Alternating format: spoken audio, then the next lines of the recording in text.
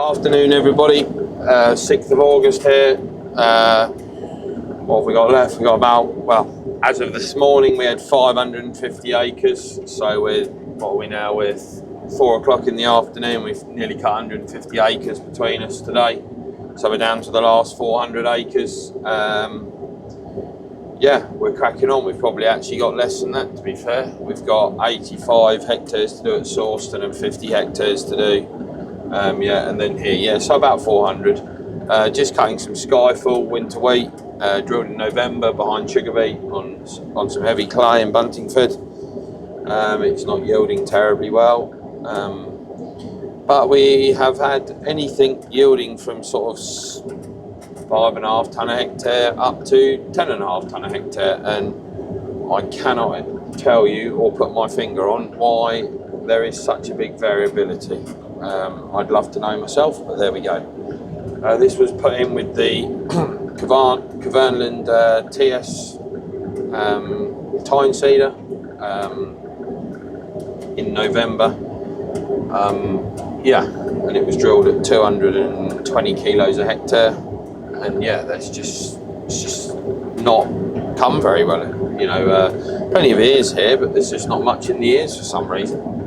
The only good thing about this harvest is that everything's made full spec. Hagbergs are still above 300, the Hagberg falling number, and proteins are anywhere from what, 13.2 to 14.5, 15.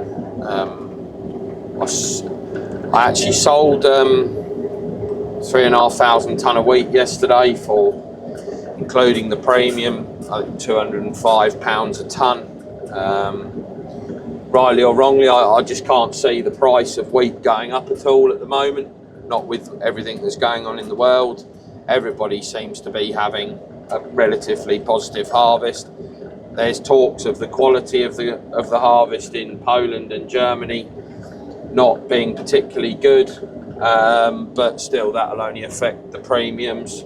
The actual base price of wheat, I think, will stay relatively the same, if you know what I mean.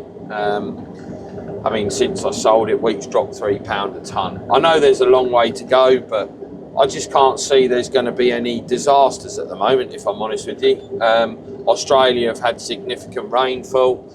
They're going to have the biggest year ever in terms of fertiliser that they've put onto their crops because they can see good potential. My $1 million question at the moment is, do I sell any forward for next year? I mean, for next, I think, let me just have a look here, but I think for next Nov, you can get like 170. I'll tell you now, hang on, bear with me. Yeah, next November you could probably get 177 for next November. So I'm just toying with the idea of whether I sell any now for then. Because it'll be another 15 quid better than what we've sold it at this year. I mean, the only good thing about, a couple of good things about the harvest, like I've already said, is the quality, and the second thing is that I sold the premiums on it, on this wheat back in February. So we're on a 6,000 tonnes of wheat is on a £45 a tonne premium, and the other 2,000 tonnes is on a £47 a tonne premium. So yeah, that's why we've managed to scrape just over £200 a tonne for what we're selling, but it's not ideal. It's not ideal at all. So the $1 million question is, do we sell wheat ready for next year, or do we sit tight? I don't know what to do. I've asked about premiums for next year. I've been offered a 35 quid and I've been offered a £30 a tonne. Are we going to take it? We've bought next year's fertiliser, what we'll use on top of digestate, or should I say as the first application before digestate, which is urea. That's been bought at sub 350 a tonne, and it's now 470. So yeah, it still doesn't make up for the dreadful harvest that we're having though. So yeah, in terms of combine performance and everything seems to have run fairly well this season. A couple of niggly things, nothing major. And we should be done hopefully by Friday night. We've got 2 days left. We've just got a couple of moves to do and quite a few small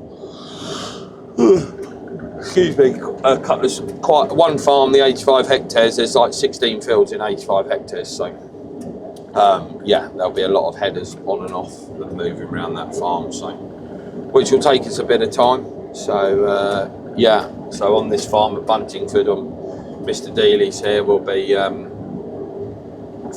once we finish this field into the last 50 hectares on this farm, and then, as I say, 85 hectares to go at Sawston, and we'll be done. Thank God. Cultivations are progressing quite nicely. We're making most of the conditions. We are busy subsoiling, Terrano's out, and we actually started Rex's twin pressing as of today, this afternoon. So yeah, cultivations are progressing nicely. Baling wise, we'll probably be done in the next 10 days, I would think, or down to one baler where people are just finishing up. Yeah, so no, it's been a relatively easy harvest. Have we dried anything? No, yes, we've dried 50 tons of Skyfall, and that is all we've dried, and we've used ambient air to do that, so we haven't actually used any gas. So that's a bit of a positive that we haven't had to dry anything. But saying that, the last couple of harvests we haven't had to dry anything, so yeah, that's the crack really. And I just want to thank everybody for subscribing. Please keep hitting the subscribe button, because about half of our viewers are not subscribers. It's free to subscribe, so hit that subscribe button. We're over 5,000 subscribers now, so that'd be very kind if you would subscribe, and hope you enjoy the content, and yeah, good luck and go well. Cheers, thank you. Morning everybody, just here at Burwell today, just having a look at the stubble turnips coming. They've been in the ground just over 2 weeks now, and they're getting fairly big. As you can see, this plant here has got 2 true leaves, 2 cotyledons, that's another plant there, and another 2 couple coming out the middle. We got a little bit of flea beetle damage, but not a lot. I think you get another week this week, and I think they'll be out of bother, to be fair. But you can see the rows going up the field. Sprayed off at the weekend the volunteer barley. As you can see here, this is a bit embarrassing, but it's where we started combining early one morning, 6 o'clock, to try and get the moisture higher, and yeah, a bit of a schoolboy error. I humped it out the back for about 12 runs. Obviously wasn't quite awake, so managed to spray them off at the weekend, and as you can see, all the stubble turnips are coming in them, in amongst them. So this is a little bit of a schoolboy error. You've always got to show the bad with the good, and then yeah, if you look that way, across, look, that's where I finished, look, next to nothing lost. And then there's about 20 runs up to that pole where it's quite bad, but there we go, you live and learn. Yeah, quite embarrassing, but you've got to show the good and the bad. So probably what we saved in weight loss, we probably lost out the back of the combine. I wasn't really concentrating. I should have kept an eye on me sieves a bit better, to be fair. But as you can see here, look, this one's got a bit of flea beetle damage here, and then this one here got some shot holing in it, but new leaves are coming. They don't look too bad. It's not every plant, it's every few, but some have been peppered on a bit more than others, to be fair. So we finished drilling rape at the weekend. Managed to get some more seed on Saturday morning. So all our oilseed rape is in for the year. I'd say 75% of it's up, and probably, yeah, 25% of it needs a rain, and we should have got some rain yesterday and today, but at the moment we just got a lot of wind and no rain. So that's life, but we'll just see we'll keep monitoring that as the weeks go on. There's no flea beetle pressure there at the moment. Going to spray some volunteers out on there and just finish off some beet spraying tomorrow, and then that'll be that done. And then we've got 3 days combining left, so by the end of this week we should be finished combining, hopefully, which would be nice. And the whole of August, well, I say the whole of August, like, you know, 3 weeks in August, with catching up on a bit of sleep and getting some cultivations done. So yeah, cultivations are going well actually. We're currently running the Terrano, the 12 metre Terrano. Spoke to my brother this morning. They've got that in there at 8 inches, and that's coming up lovely. I mean, we just had a bit of rain, and because it was so dry, it's just really fracturing everything. It's coming down better than this did when we drilled this, because this was done in hard, dry conditions. So yeah, no. As far as breakdowns and that go, we hadn't been too bad. We actually found a grease nipple that has never been greased on the combine since new. We think UJ in the combine tank that nobody knew about until Dan from Crawford's came out last week. So that's had to be changed while we've had a couple of days downtime. So that's been done. Yeah, we've just had a couple of air conditioning problems with tractors. Had a bit of bother with some old string from last year, some Quadtrac string from last season, not feeding through the tensioner rollers before the knotter to keep the tension on the string right before, so it can tie a clean knot. So Charlie, who used to work at Weatherheads, he came out, I think it was yesterday or the day before, yeah, yesterday, and he sorted that for us. So that was much appreciated, and the boys and girls are back up running again, baling away. We only got stopped. We had rain Friday, so we got stopped Friday afternoon. We were back baling again Saturday afternoon, so we've had a good weekend baling. Everyone's out again this week, so I reckon we got about another 2 weeks baling ahead of us, and we'll have that in a corner. There'll be a couple of people with a bit more to combine than the rest of us. They'll still be going in sort of 10 days time, so we'll yeah, hopefully we've got a couple of weeks left of that, and then we'll be on to probably try and get onto some ditching. We're busy busting tram lines, as I say, Terrano in subsoiling at the moment. Now we've got the rape drilled, so cracking on with that. Just waiting for Anglian Water to finish delivering some sludge, and then JSE Systems will be in spreading that. So we'll wait for that, and then literally as soon as that's spread, just so the smell doesn't harm the locals too much and we don't get any complaints, we'll try and get that cultivated in straight away. So that's the plan anyway. So yeah. Right, so we're just here looking at some oilseed rape that was drilled sort of, when was this drilled? About 9 days ago. And as you can see here in the rows, it's all here coming, true leaves coming. So yeah, we've got some relatively new ones that have just come through. Some have got a bit of pepper in from Fleabeetle, but generally there's quite a good plant. When this wind drops tomorrow, we should spray the barley volunteers out of it. As you can see, just a few in the row here. With the hybrid, you always get a little bit, but when you put your hand down, you know, that's like sort of 0.5% loss out the back of the combine. When you take it's a 40-foot combine, so we've lost bugger all out the back. These ones out here are actually off of ears that had come off the crop before harvesting. So these odd ones out here, but no, really happy really. We just need to sort of 10 days and I think we'll be through the flea beetle pressure, but there's not massive amount of shot holing. I mean, if you come here, Matthew, look, there's some newish ones that come through. Some of these got true leaves coming, look now, that was a new one come through. But no, generally it looks like it's even come in a tram line, look, even in a rough tram line. So no, very happy with the establishment here, very good. So we subsoiled the tram lines just because they were so hard and kept pinging shear bolts on the rapid lift. So yeah, so we subsoiled those and then we drilled it with the rapid lift. So what happens is the leg goes through and then there's a row either side of the leg, then there's nothing, then a row either side the leg. So that's how it's drilled like. And then we double rolled it twice just to firm it up from the slugs and everything. So yeah, hopefully no slug damage at the minute, just a little bit of flea beetle shot holing. A couple of weeks it'll be out the woods.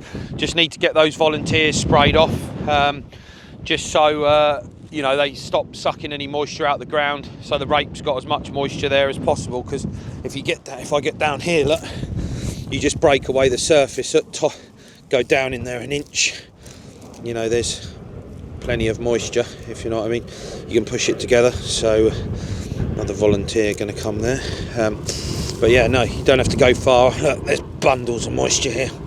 Obviously we got it consolidated up just to stop the slugs, but as you can see I can squeeze that into a ball, not a sausage, but you know, there's plenty of moisture there, and it doesn't look like there's anything on the forecast for another 10 days. So yeah, no, all good really. Yeah, looks ideal at the minute.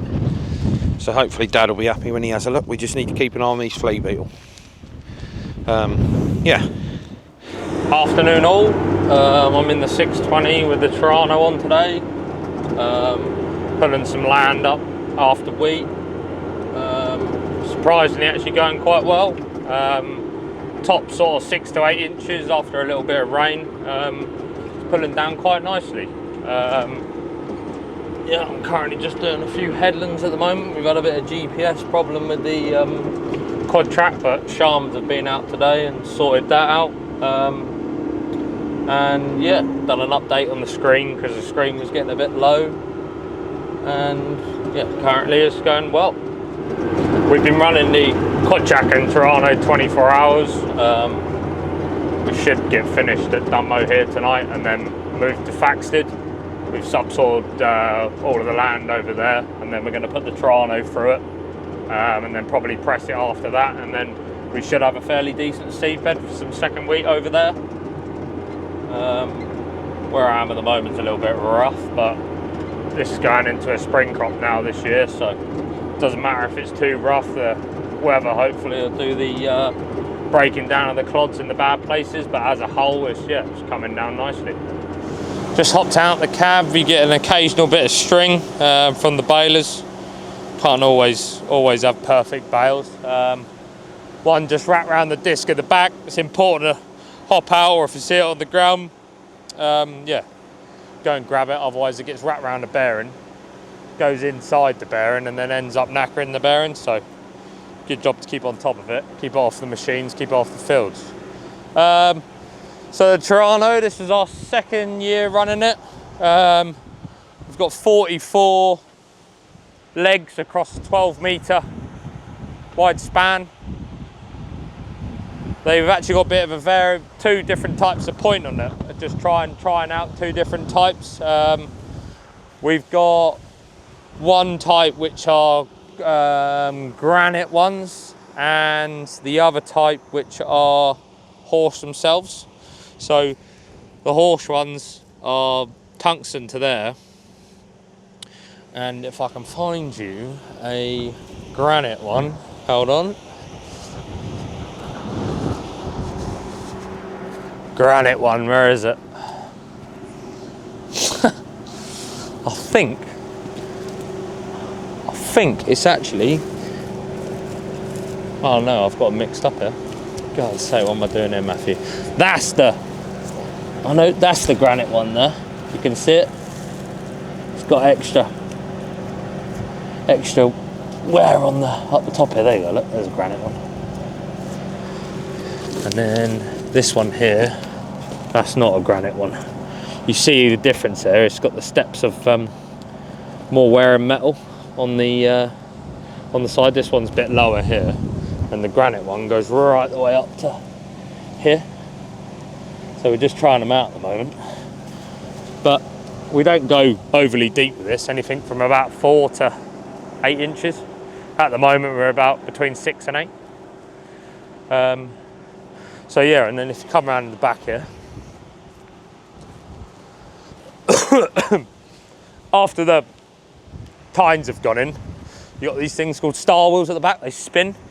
Basically what they do is, where the soil comes behind the leg, they spin and actually just level. They sort of do that, and it just levels across on the field and just makes a bit more of a level seedbed, rather than have, as you can see, look, where I've dropped in the corner, it'd just be a load of marks like that. Whereas with the levelers, it actually levels off the top, and then at the back, you got a double soil on soil packer, which is quite a good bit of kit. In the middle there, it's actually hollow. You can't see it now, unless I get a screwdriver and dig it out. And then it fills up with mud. And that's why they call it the soil on soil packer. And also, oh, here you go, come around here, Matthew. That's what it is. That's what it looks like before it fills up with dirt. And of course, when it fills up like that, it uses the dirt then to go over the top and pack soil back down. And then you're basically using the dirt from the field as your packer and you get less wear. Here's another bit of string. Bloody stuff. You're always going to get it when you got a baler on the field. Now you're going to watch me struggle to get it off here now.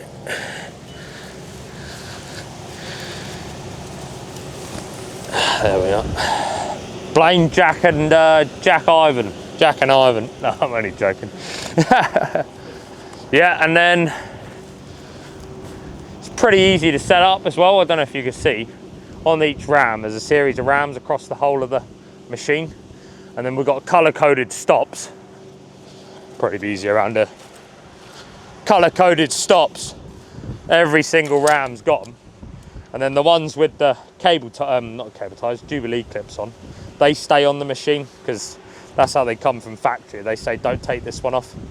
And then basically, yeah, you basically pull these off and they're your depth gauges. Every single ram on the machine, apart from the front one, which floats, one in the middle, yeah, you have to have the same spaces on it, depending on how deep you're going. But you can see coming along here, it's a bit of a nice soil. You can see we got plenty of depth there. So he was beforehand subsoiling straight in, but just got too bloody hard down below, and we've reverted to Terrano in first, just to loosen the sort of top surface. Then we're going to subsoil afterwards, just to save the kit a bit. But yeah, there's a quick walk around of the Terrano. Enjoyed this video. Getting plenty of views. Need some more views, need some more subscribers, please. I think we're getting around 15,000 views on an average at the moment. So if everyone keeps subscribing, yeah, we'd get even more, and that'd be great. So yeah, lovely job, we'll crack on.